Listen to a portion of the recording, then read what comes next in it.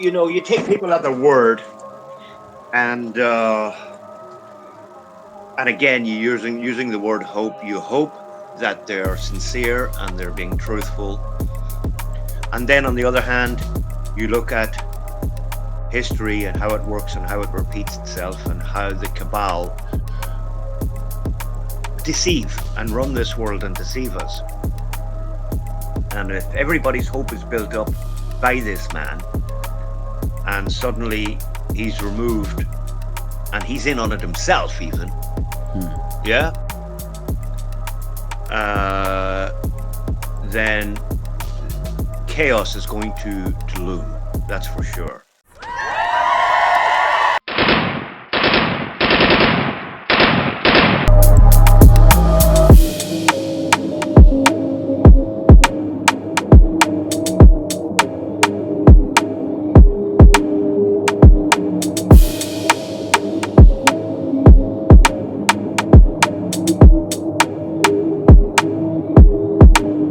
Prove to me that you are alive. Had an experience where you seen something that you probably, you could say that it's a UFO, UAP. They're constantly coming out with all these slogans. Like, what was that experience like, man? Well, when I was a kid, I'd say about 12 or 13 years old, I had a friend locally who was deaf and dumb. Huh. And that was due to him being jabbed in the arm when he was a baby. Uh-huh. But Yeah. he was smart. Yeah. He was smart, you know. Hmm. And one day we were walking down the road together, and this thing appeared in the sky. It went in every direction. It got bigger, smaller. It actually made a noise. He freaked out, you know. And I couldn't freak out because I had to keep him calm and calm him down. Oh shit. So I think that was probably my very first experience of something like this. Hmm. One guy in later years, who I did mention this to somebody, he said it could have been ball lightning, you know. Hmm. Yeah, But yeah. They have. Yeah, it's a phenomenal in nature. Those ball of lightning. Hmm. I never saw anything like it since, Mm. nor before. And one day when I was a kid, maybe around the same age, we got up for breakfast, and my dad was preparing breakfast before we went to school, and then he showed us something and it was like a flat red line moving really slowly across the sky at a distance. Faint, a very faint, flat red line. Like nothing else. Never seen anything like it before. Haven't seen anything like it since. Hmm. I had an experience as an adult. Uh, we were up to something one night, and I just looked up and I saw this thing stationary. And I put my head out. As soon as I lifted my head up again, it moved at speed, went across a couple of buildings, and then this big glow. It just like a big light, only it wasn't a light, it was just glowing at us. And I said to the guy next to me in the car, "Do you see that?" And he says, "Yeah, it's an airplane. It's going over there." And I said, "There's no airport over there. It's a helicopter." "No, no, nothing takes off at that speed." And Hmm. then when it glowed, I said, "Did you see that?" He says, "Yeah, I saw that." So, but the guy that I was with would have been an international man of mystery. Let me call him that. Yeah. Hmm. I saw then other things in the sky. Looks like a star, looks like it's moving really slowly. The next thing, it becomes really big, like half the size of the moon. And then it shrinks right down to small again. Just like that video you sent me the other day when you said, "Yeah, this guy that you're going to interview, he made a Hmm. video and he showed this thing." It was just like that there. I was with my son at the time. Only the two of us were outside at night. Hmm. But you know, we see these slow moving things moving across the sky that look like stars. Hmm. and we're told that they're satellites. Mm-hmm. And I've seen them at 3 in the morning, 4 in the morning when I used to be up that late.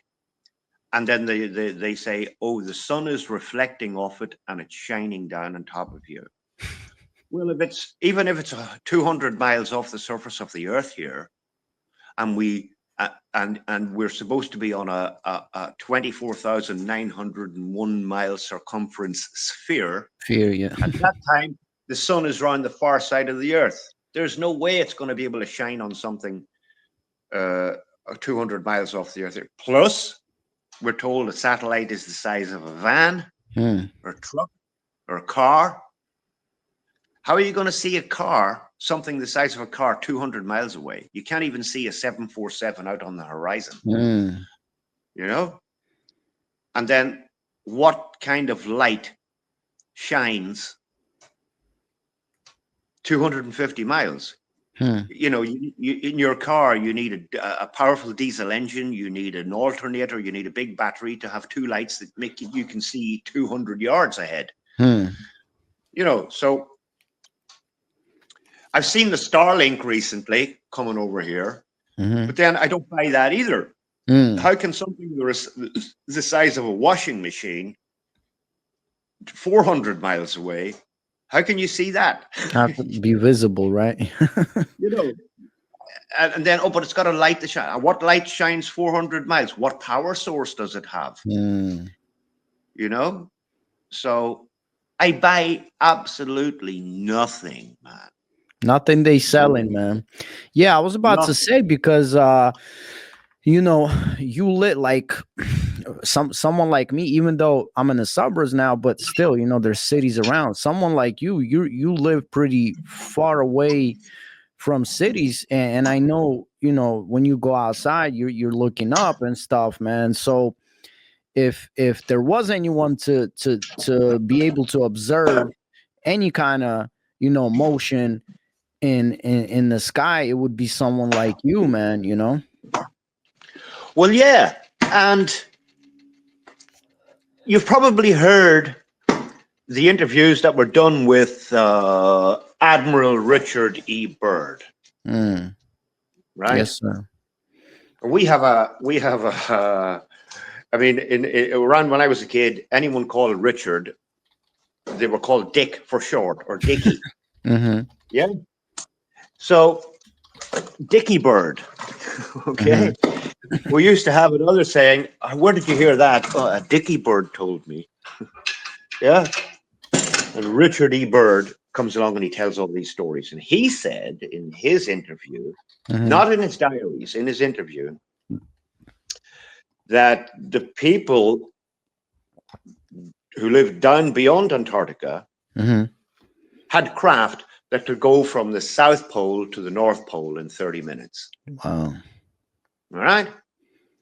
So when I look out at night and I see something the size of a star, if it was stationary, you'd think it was a star, but it's moving real slow all the way across the sky. It's got propulsion. Is that one of those crafts he was talking about that can go from the north to the south in 30 minutes? Quite possibly, because it is traveling. It's not an aircraft. I know the difference between an airplane and one of those things that everybody's been told is a satellite. Yeah. So there are all kinds of possibilities. This technology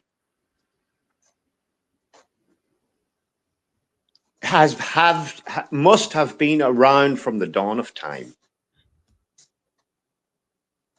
Of course, we are locked in a prison and it's fed to us slowly and it's built slowly. And then programming through Hollywood and TV and Disney and the rest of it, we're fed bit by bit by bit by bit, something which the people start to believe is coming to us.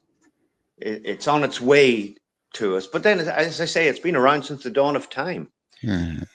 We've been kept in the dark. Someone said recently that the humanity can go from horse and buggy to Hadron Collider in 200 years. Less, man. They're trying to tell us in 100 years. Like, Yeah, yeah, yeah, in 100 years. mm-hmm. I mean, they say the Wright brothers flew their first craft in 1903. And then in fucking 1969, they're off to the moon, and they got Concorde, and they're crossing the Atlantic in 3 hours. Landing on the moon. Excuse me, landing on the moon. Yeah. A pile Yeah, of man. gray dust that reflects light to 250,000 miles. It's unreal. So listen, so okay, so these objects that you are observing that are illuminating in the sky, obviously, you know, they're like they're far away, which means if you see them, they're not, you know, that small. Secondly, what kind of power is powering them? You're talking about Richard E. Byrd. So what are your thoughts that it could possibly be something coming from civilizations that are beyond Antarctica? It could be. Mhm. I would lean towards it. I would Okay. lean towards that they have higher technology uh, hidden from us in this. Have you ever looked into the secret space program? I mean, yeah. Not the one that we're told about, but the secret space program. Mhm.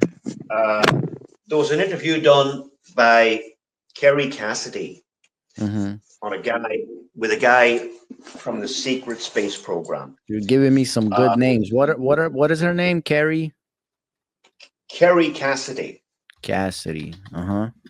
Right. I'll try and find out. I'll try and find something from it and send it to you. I'm looking up Carrie Cassidy. I am familiar though with the secret space program, but take it away, man. Talk about it, baby. This is so Well, interesting. I don't trust her for a start. Yeah. Mhm. But anyway, she interviewed this guy who was 94 years old. He was explaining the secret space program to her. Mhm. Now, he was saying it in such a way like we were heliocentric, and he was talking about planets. Pre 1958 dictionaries say on the word planet was PLANE apostrophe T. And the definition was an extension on a plane. Oh shit. Plane, a planette. Mhm. But then, of course, they see these lights in the sky, and our moving stars, our local moving stars, Mars, Jupiter, Venus, all that lot, don't move according to what the rest of the stars do. Mhm. So they call them planets. And Mm. they've obviously told the world that they're solid round balls flying around in a scientifically impossible infinite space vacuum. Right? But in fact, they may be lands beyond Antarctica out into the ocean. The ocean is level and most likely endless, limitless in a way where we don't know its limits. So technology that has been around from the dawn of time may very well still be used out here in these places. Now, anyway, this guy from the Secret Space Program said that after World War II, a deal was made with our neighbors from beyond Antarctica, with the United States of America, that they would be allowed in and allowed to run the show here in exchange for technology. Yeah. So we've seen a big technology boost since World War II. And we're told that, maybe I was told anyway in the past, that hundreds of years of technological advancement were made in those 6 years of World War II. But then it's just probably technology that they're given. And that accelerated the horse and buggy to Hadron Collider in shorter than 200 years. But I reckon this Hadron Collider, there are many of them all over the world. Yes, sir. They're old world. They're we didn't build them. Mm. They've been there for a long time. There's actually one in Princeton where I am at right now. That's what I'm hearing. I mean, obviously they're saying they're not as colossal as the one in Switzerland, but yeah, man. And then they're saying, from what I heard, that Texas has even a much larger one than the one in Yeah. Switzerland, man. Well, 2 years ago, there was some very, very serious heat waves. Mm-hmm. And the hottest ones were where these colliders are in Texas. Mm. I mean, we were getting 45 degrees centigrade here, Mm. you know. So, and I'm not far from the Hadron Collider. Mm. But what's going on there right now? Crazy shit. Who works in these places? The stupid idiot family members and sons and daughters and nieces and nephews of these masons. Psychopaths, man. Yeah, but the idiots that you couldn't give them a job at McDonald's, but you can fucking give them a job in one of these places, pay them well, and of course they're gonna vote for you all the time, and you're gonna have a a base of people who are always going to be on your side. Mm. So what? They're going to find the God particle. Yeah. They're creating antimatter. Oh shit! If we get the wrong explosion, the whole world is going to implode. The fucking See, people believe this shit. yeah, about,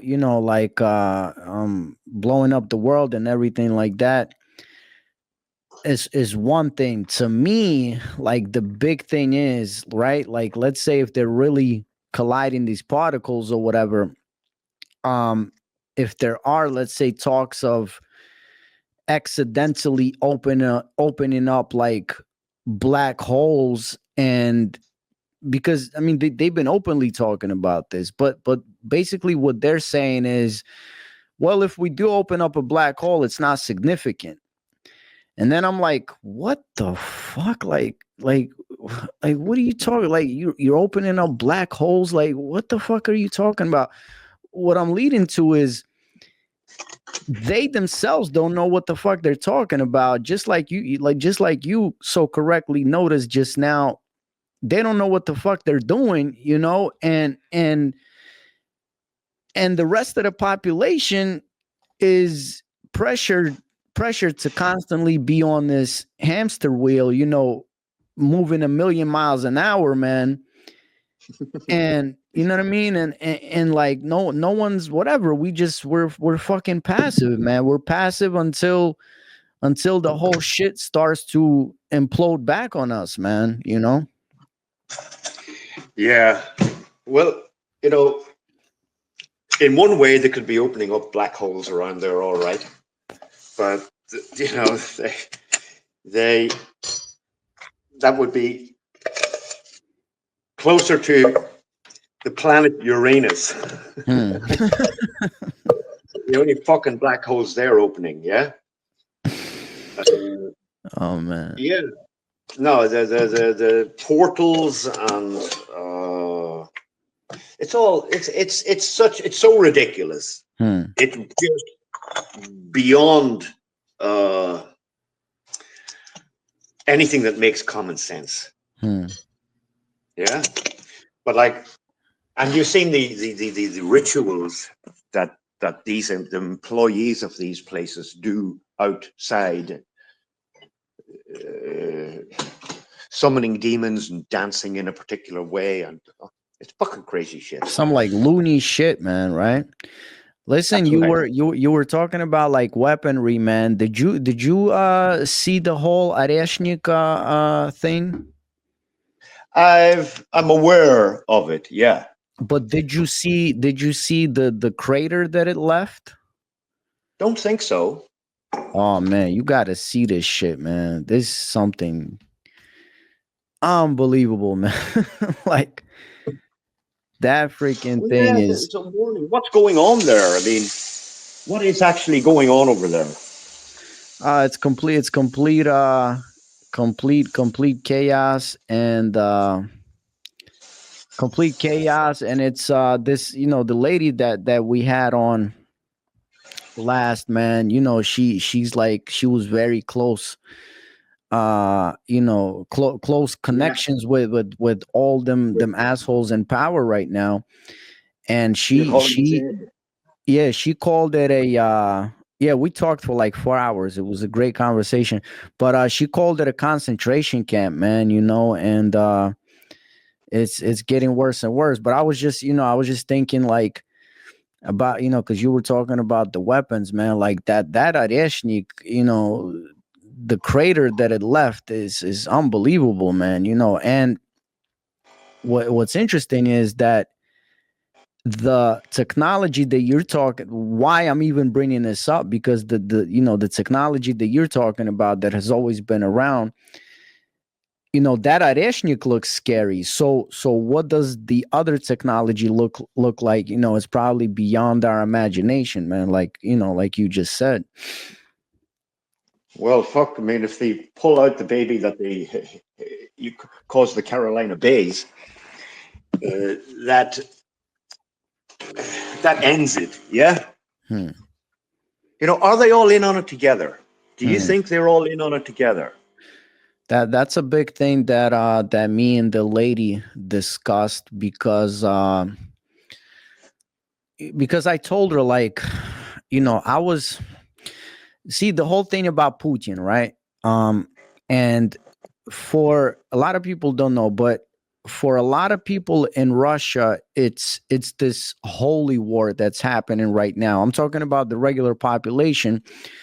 For them, it's once again the West coming to take them down, because in their heads it's always been happening, from Napoleon to Hitler to, like, they can't leave us alone, right? But I'm telling this lady that obviously the Soviet Union didn't just break up by itself. It wasn't just three drunk dudes getting together and like, oh, let's break this big ass empire up. Like, obviously, it was the same people that all of a sudden decided that we don't need this thing anymore. They came in, they started, robbing the shit out of the newly independent countries, and all of a sudden comes Putin, right? And the fact is that the life in Russia improved, like it literally improved, where I'm getting an impression like maybe some sort of power structure changed over there that is actually fighting against, the rest of the power structure. So, but to me, like it doesn't make sense. I don't see them surrendering a big ass Russia, right? Like I don't see them just giving it up like that. So I asked her what she thought. I'm gonna, like I said, we talked for 4 hours. I'm gonna release the rest of the interview later, but she's saying that she thinks that, yes, she thinks that Putin and whatever and his surroundings somehow gained enough power to be able to break away from the rest of the establishment and are now trying to fight them. In my head, knowing what I know, I would hope so, but I don't see how that's possible. So what do you think? Do you even think something like that is even possible in our day and time? And if it's not possible, then what the hell is going on?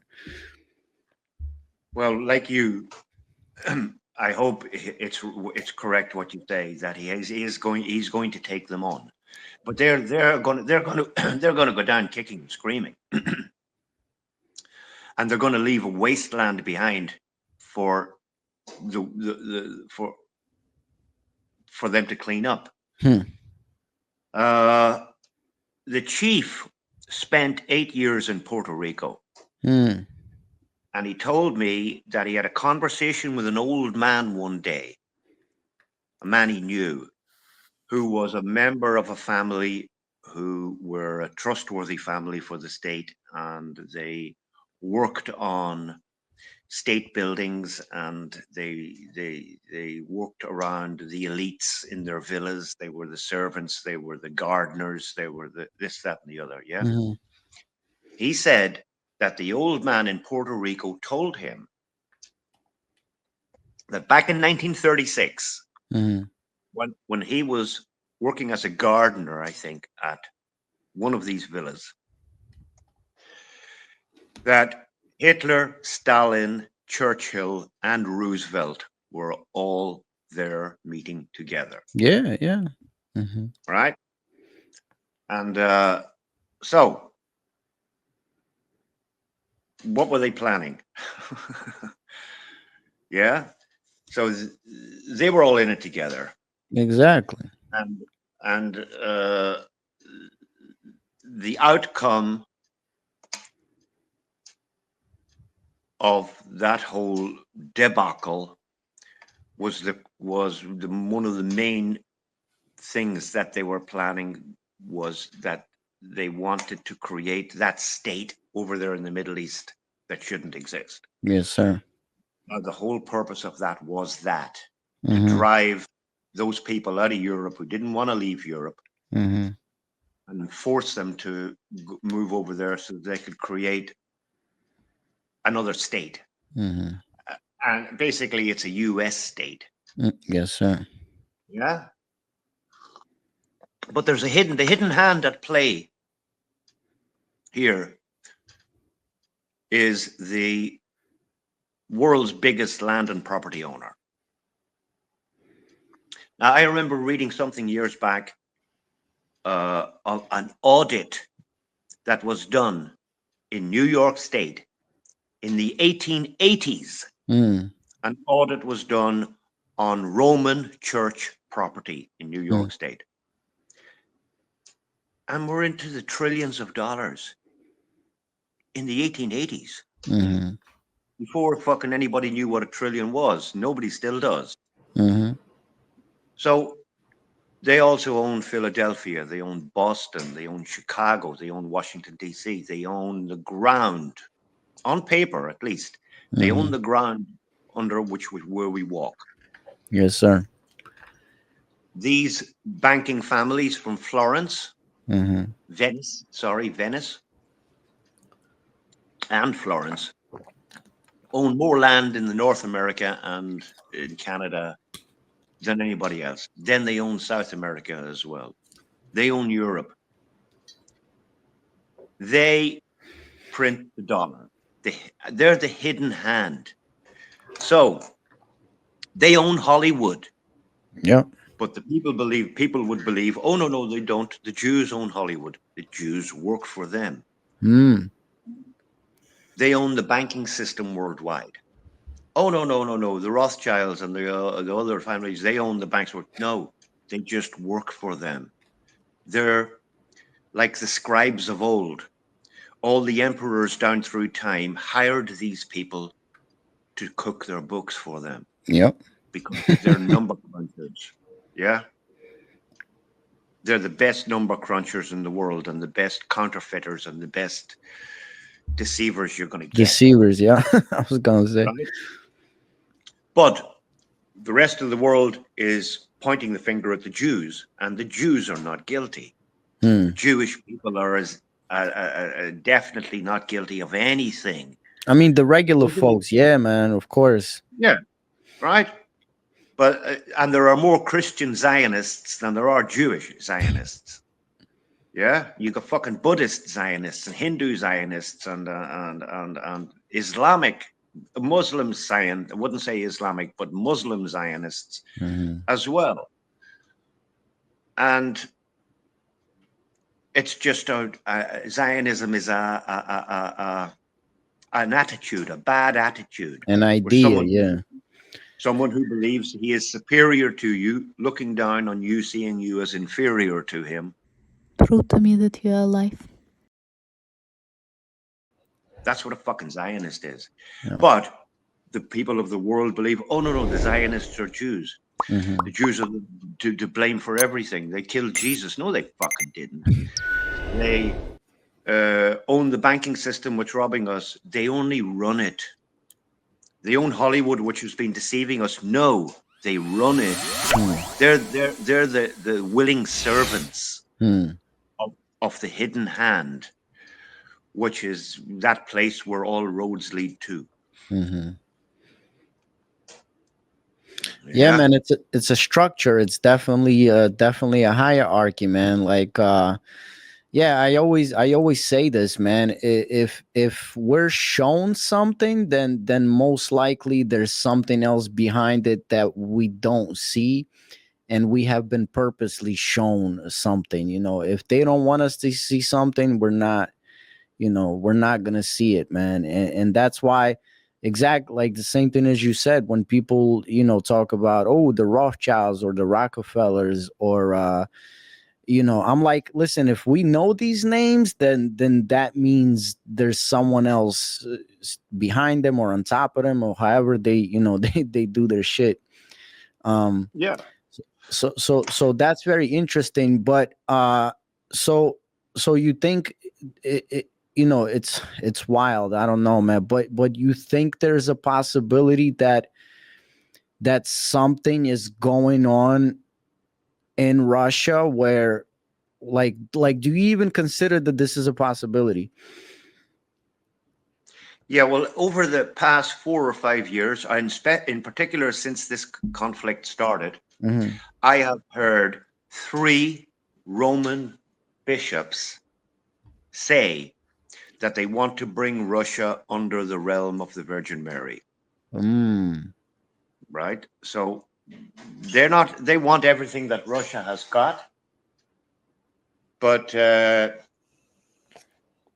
want everything that Russia has got, but they are not prepared to bid for it on the fucking New York Stock Exchange.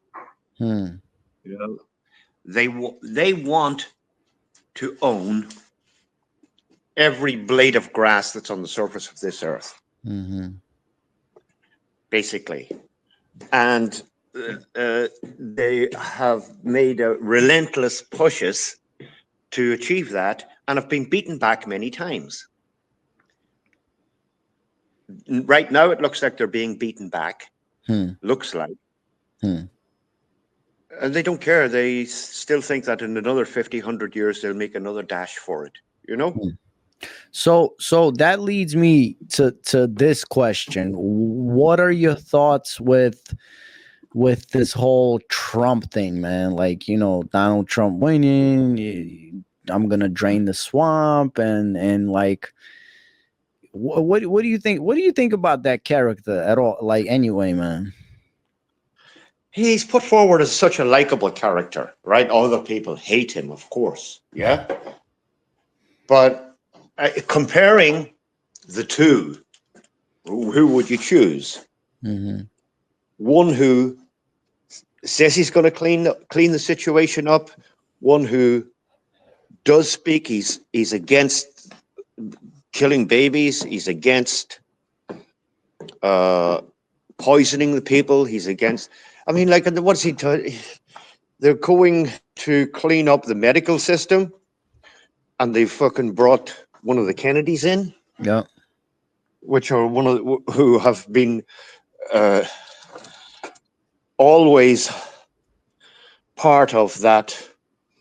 The father, the grandfather, the whole lot of them.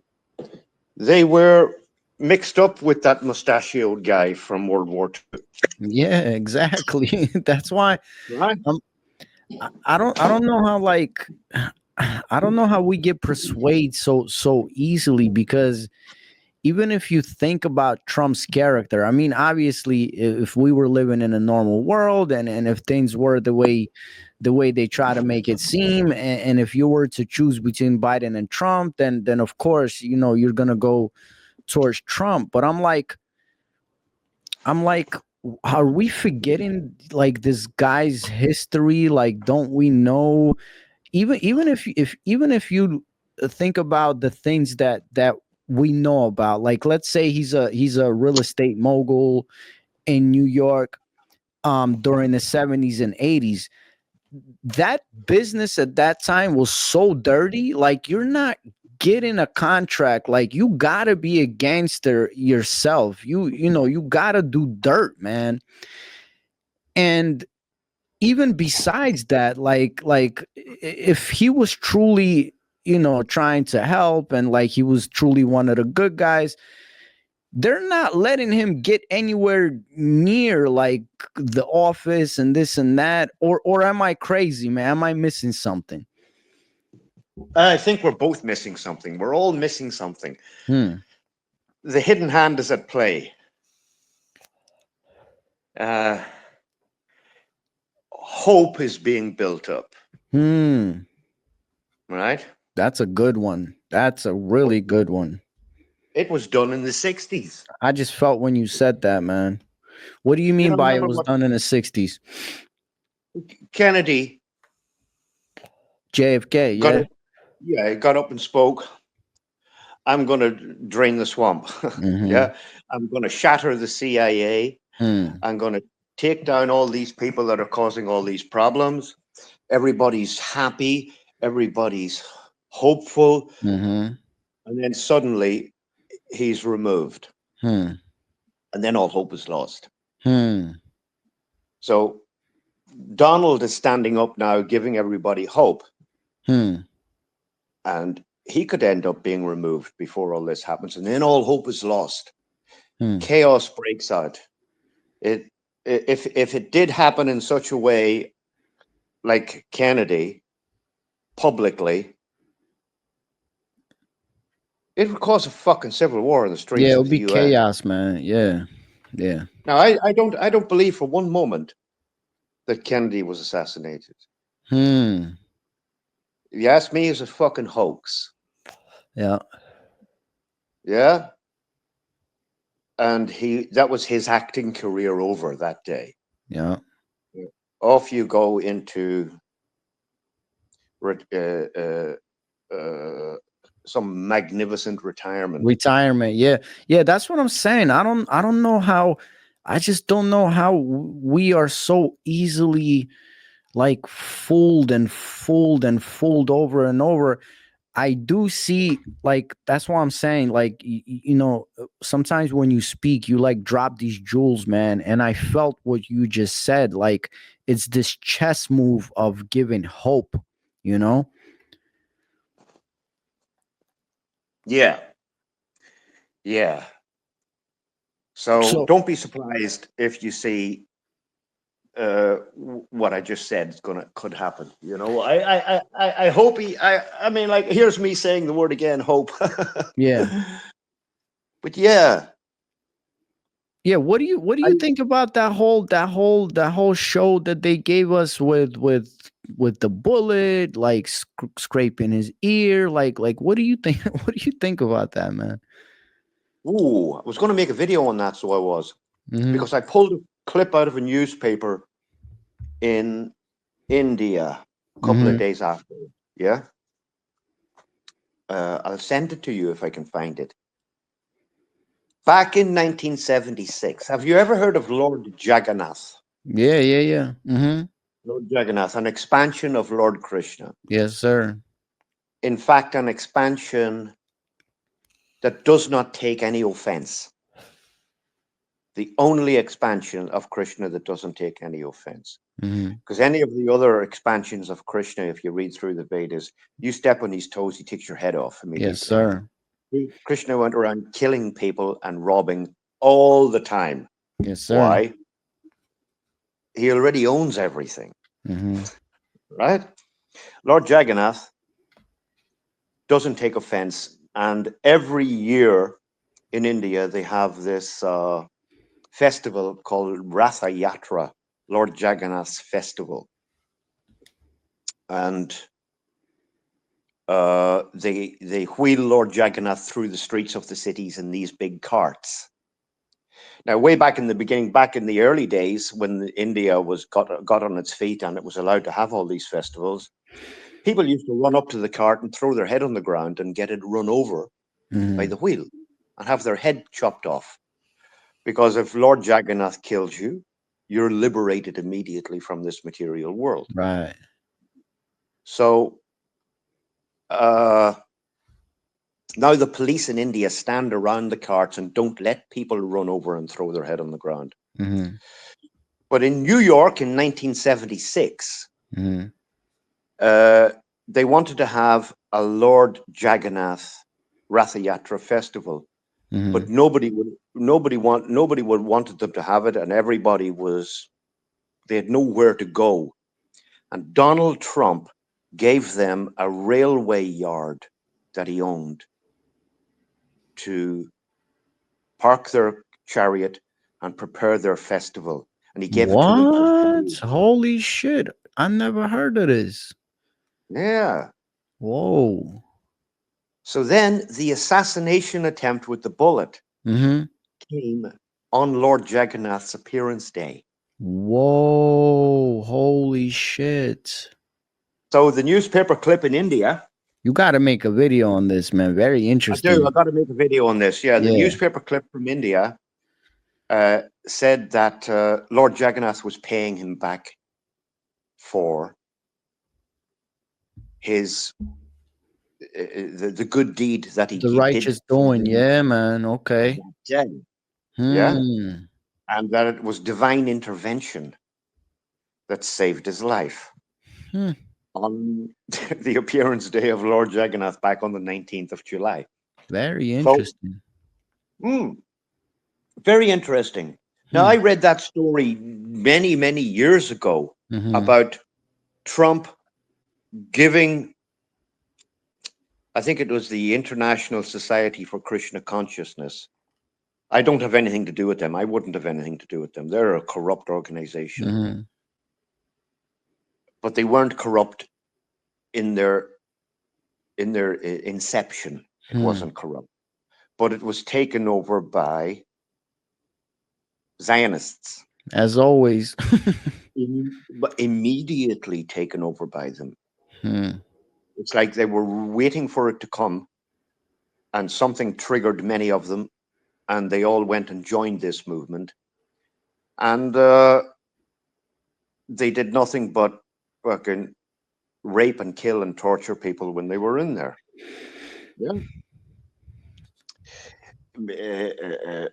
Pretending to be disciples and devotees of the Lord. Hmm. And they poisoned the man that came to the West and brought Krishna consciousness to the West. They Hmm. poisoned him, they killed him. But anyhow, yeah, Trump was Interesting. very kind and very kind towards these people Hmm. back in the 70s. And these were not crooked, these were good, genuine people, like real, dedicated, spiritual devotees of Lord Jagannath. And they had nowhere to go. Trump gave them his railway yard to build their carts and the rest of it. They were very grateful. And then come the day that the bullet is flying at him, divine intervention on Lord Jagannath's appearance day, the bullet missed him. Cause I'm gonna this is incredibly interesting, and don't forget to make a video on this. Cause I'm just gonna punch in here real quick. Cause I met Trump before. So basically back in the day, it was 2003. I was like into real estate. I just moved to New York, like I moved to New York when I was 16, so I'm 18, and I'm getting into real estate. I got my real estate license. So I would go to these different conventions and classes, and one of them was a convention that Trump was doing. Obviously the ticket was like, it was like $1,200 or something. It was like something ridiculous, man. I had to like borrow money and shit, like, but whatever. I went, and he spoke, and I was in the auditorium, and then he was like, when we were leaving, he stayed, like, shaking people's hands and shit, and I shook his hand and everything. But I just remember, because I'm like, you said you're not an empath. I'm a freaking empath, man. Like I feel people like crazy, man. And 99.9% of the time I'm always right about people. And I just remember leaving, and someone was asking me like, so what do you think? What do you think about Trump? You know, because he was very popular. Like people think, you know, like all this shit that's going on now, it wasn't like that back in the day. The dude was very popular. All the rappers were talking about him. Everyone loved him, man. You know, he was like an entertaining guy. So when someone asked me like, you know, what do you think? Like what kind of feeling did you get? And I remember saying, I don't have a good feeling. I think he's hiding something. I think he's a fraud. And I kind of like I stayed, I stayed with that feeling, man, for all these years, even before 2016, when like my Republican friends were, all excited, Trump, this and that, and I wasn't buying it, man. I didn't believe that there was any way for him to be clean in such a dirty environment, man. Now, when I say being clean, I'm talking, obviously you can't be like clean in this sort of world, but I mean not as dirty as we know, these other, demonic figures to be. So like, so I don't know, so it's interesting. So what are you leaning towards? Are you leaning towards that it's a possibility that he's on the good side, and he's, like, is that what you're leaning towards? Ooh,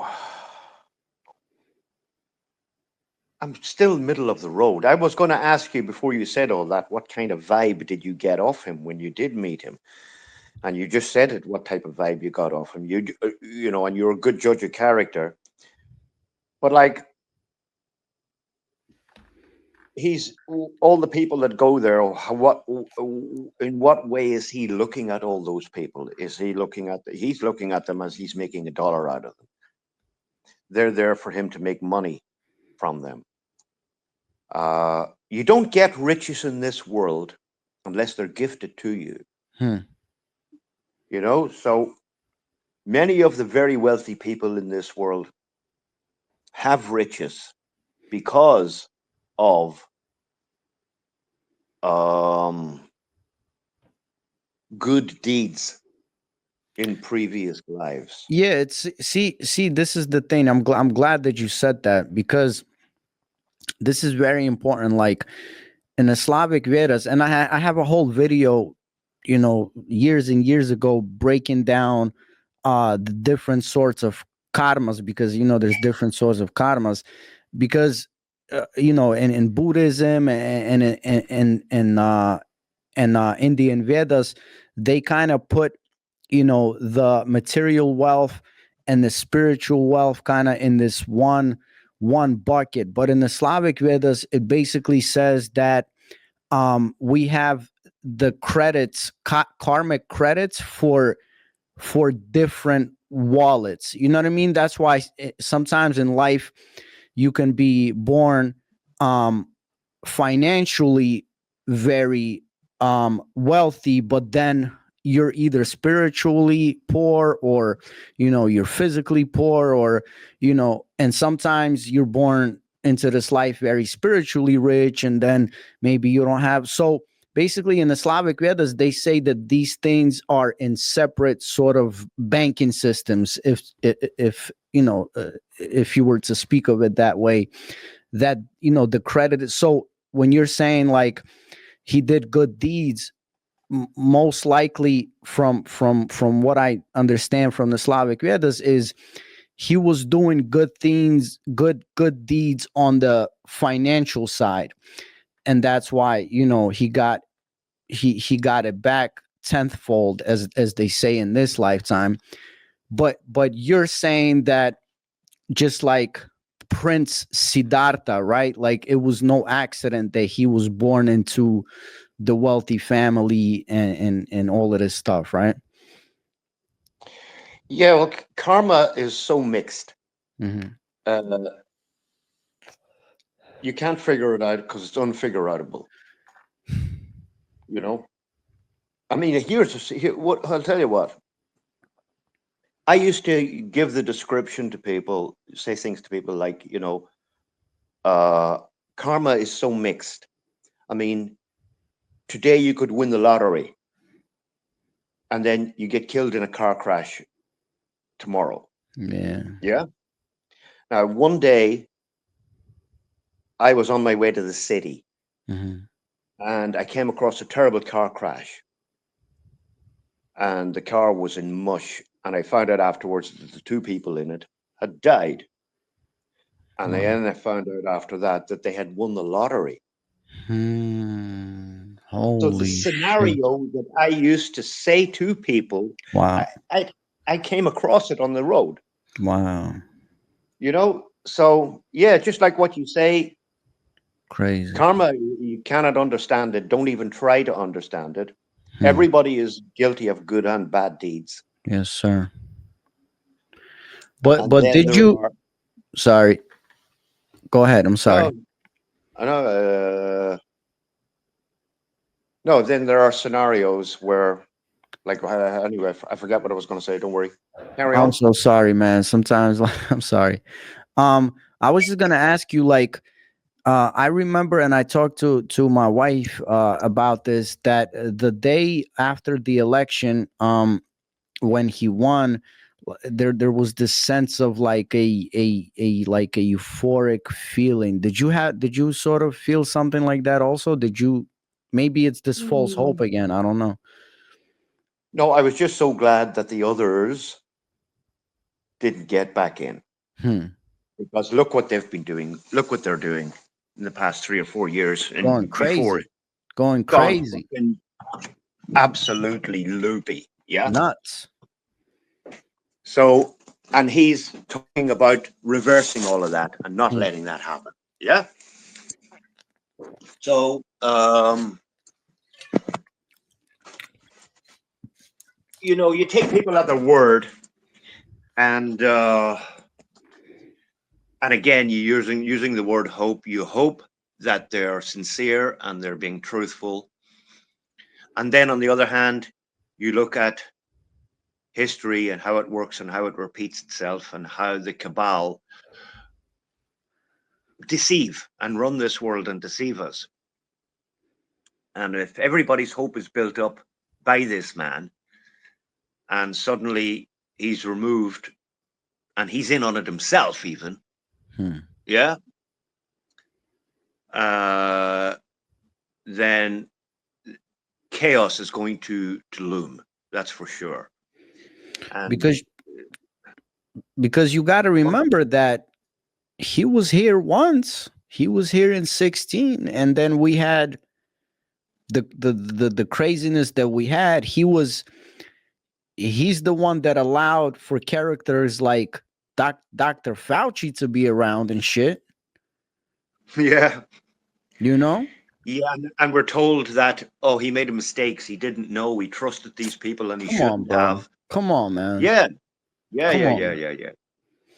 He knows what Fauci did back in the 80s. Come on, man.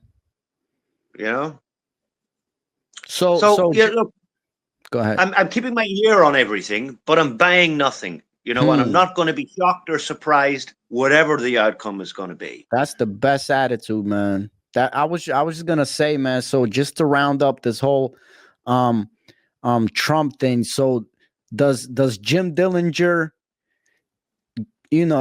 where, just to round it up, man, does Jim Dillinger give our redhead a pass or no?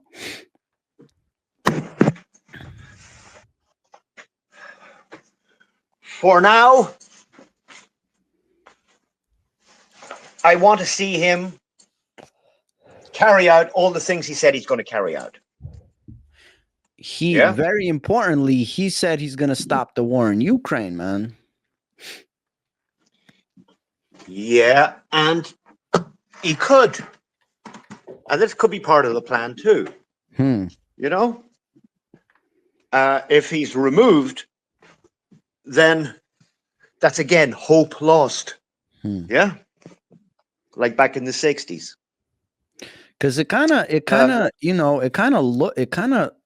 It kind of looks like that. I was contemplating that because don't forget the assassination attempt was twice, meaning that once was the very close call one, and then the second one was where it almost happened again. So I'm thinking like, are they planning a third one to be like, third is the charm or some shit, and now you say what you say, man, and but I think one of the again, I think one of the keys and one of the jewels that you just you made me have an epiphany when you say that is these games with the hope and the false hope aspect, man. I think you're onto something. Well, yeah, I mean, like, it's the way that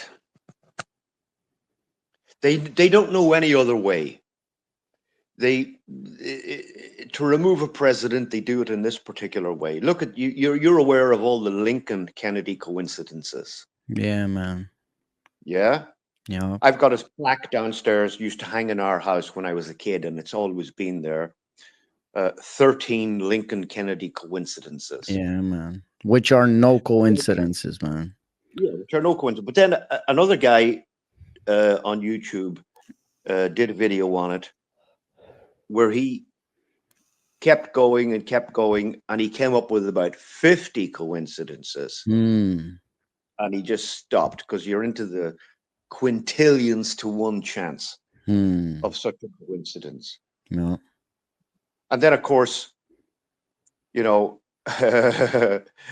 alleged Patsy Oswald, he was working in that book depository for months, or I don't know how many months, before Kennedy goes by. And so what's the story here? The story here is, oh shit, the guy I'm supposed to kill is driving past my place of work today in a fucking convertible. Waving and shit, man. Yeah. Yeah. And if you go back to Lincoln and John Wilkes Booth, he was an actor in that theater for a long time before Lincoln showed up. So forth, oh shit, the guy I got to kill is coming to my place of work tonight, and he's going to be sitting over there with his back to me. These fucking games, man. Games that they play. And I don't buy this character that they show us as being Lincoln. This fucking cardboard figure who hasn't washed himself in years, with a fucking dirty beard and a black coat and a black hat, a top hat on him. And it always looks to me like they pulled out a lump of cardboard and photographed it with people standing around him. So I buy absolutely nothing in history. But listen, the way that I'm sorry again for interrupting you. I don't know if you know, but a video just dropped like tonight. It was like, I think 10 hours ago, an interview of the man that says he killed JFK. Did you see that? I've seen a few things like that. Yes, I've seen a few things like that. Yeah. But I've seen something even more recent.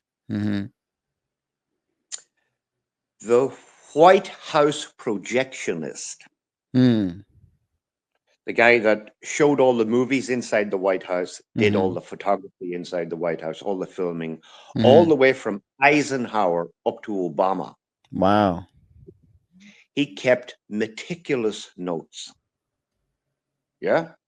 And in his notes, he writes that he put on a movie for John and Jackie Kennedy on the 29th of November, 1963. 7 days after the assassination. What the fuck? What the fuck? Yeah. Damn. So I wasn't buying it even before I came up with this shit. Yeah. So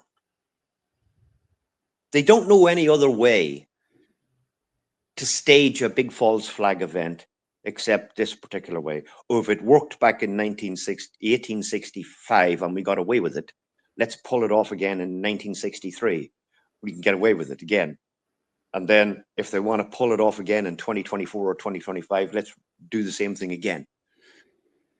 Yeah, Yeah. I think the huge highlight is, again, what you said, is selling that hope. In New York, we call it selling a dream, you know. And it's a very powerful a thing, because we all know how we feel when, even when we're kids, when like our parents promise us something, and we're kind of hopeful and we're looking forward to it and we get excited, and then the promise is not kept. So we call it selling a dream.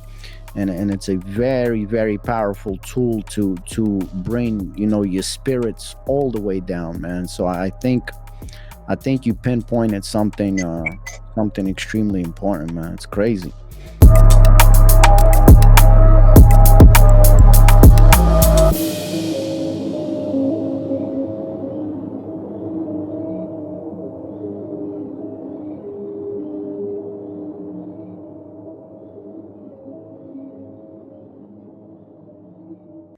Prove to me that you are alive.